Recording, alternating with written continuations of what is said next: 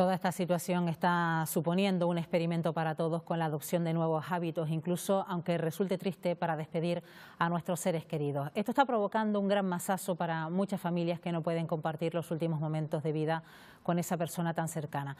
Hoy queremos abordar este asunto con Nuria Vega, es psicóloga sanitaria habilitada y tanatóloga. Nuria, ¿qué tal? Muy buenos días. Buenos días, chicas. Buenos días, Canarias. Bueno, dejamos atrás ya 3 semanas de confinamiento y algunas familias han tenido que pasar por el triste dolor de perder a una persona cercana y sin el ritual normal al que estamos acostumbrados, ese velatorio, bueno, el sepelio, la Eucaristía. ¿Cómo nos puede afectar a nuestro estado de ánimo? Bien, este tipo de ritos sociales que nos ayudan porque son actos simbólicos a nivel cultural, a nivel comunitario, que nos ayudan a integrar y abrir la puerta, ¿no?, a nuestro proceso de duelo. El no tenerlo sí que en este momento, cuando las familias tienen sobre todo este primer impacto tras la pérdida de su ser querido y más en las condiciones que se están dando en el aislamiento, ¿no?, y tan dolorosas en estos días, puede hacer que el proceso de duelo que se inicia en estos momentos pueda ser un duelo complicado a la larga.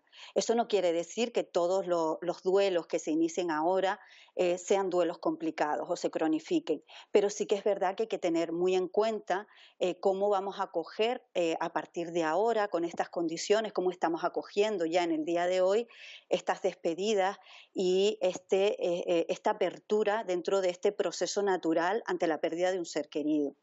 Si ya de por sí nos mostramos incrédulos ante esta situación, entramos ya en la 4ª semana de confinamiento, me imagino que es mucho peor para aquellas personas que pierden a un ser querido. Seguramente esa afección, ese dolor, llega incluso pasados los días, ¿no? Sí, hay un impacto inicial, un estado de shock cuando dan la noticia, especialmente cuando vemos que nuestros familiares fallecen muchas veces en estos días solos en el hospital, en las residencias. Yo he tenido casos que he acompañado estos días muy duros donde los familiares, una de las cosas que les está doliendo muchísimo, ¿no?, impactando muchísimo es ese sentimiento de culpa, de abandono de su familiar, ¿no? Y sí que es cierto esto que dices de que a lo largo de los días empezamos a darnos cuenta de la realidad de la pérdida y hacer un análisis de cómo están siendo las cosas, de cómo he acompañado a mi familiar, de qué ha ocurrido en este momento, y esto hace que tengamos una serie de emociones, de sintomatología, tanto física, de desregulación física, como mental, emocional, incluso conductual. Por eso es importante pautas para estas personas, por ejemplo, con la guía que yo y unas compañeras hemos hecho en estos días y que gracias a Dios está ayudando a tanta gente. ¿Qué vas a seguir exactamente, Nuria?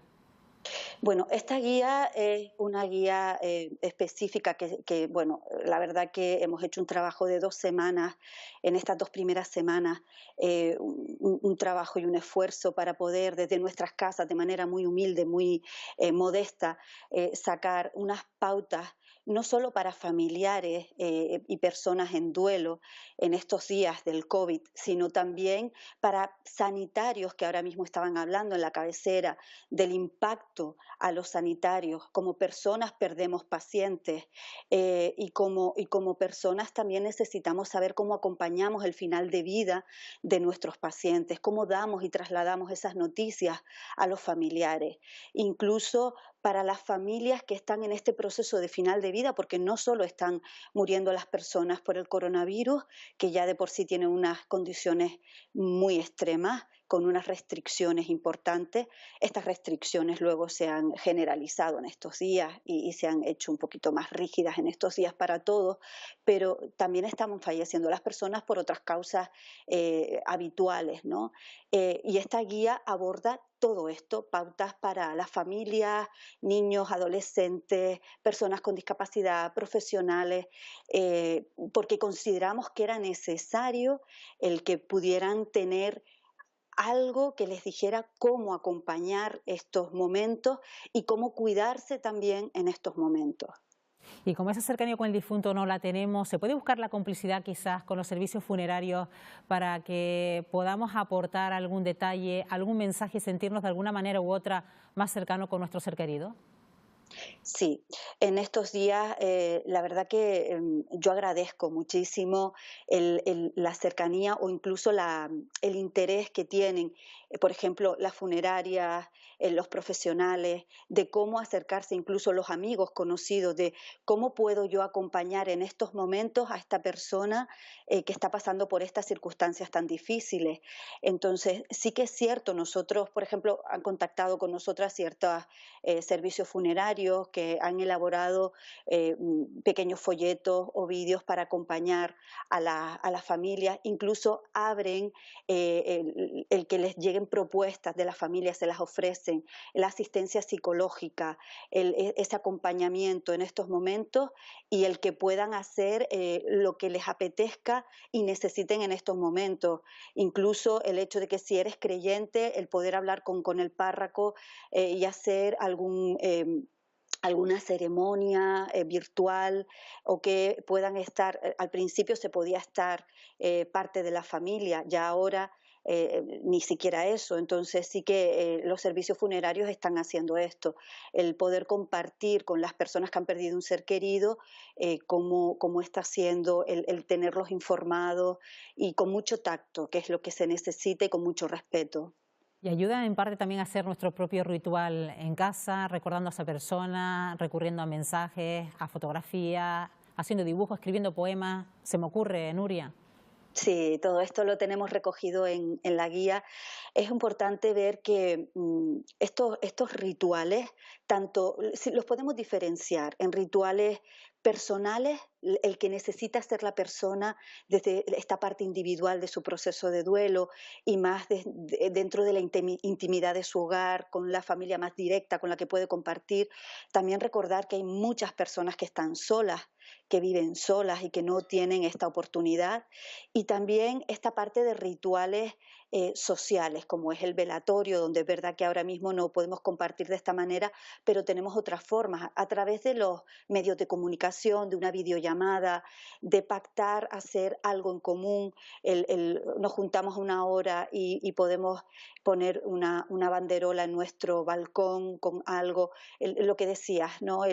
Mm, poder escribir un poema, una carta a esta persona o yo un escrito para leer luego a estas personas que han querido acompañarme y darle las gracias.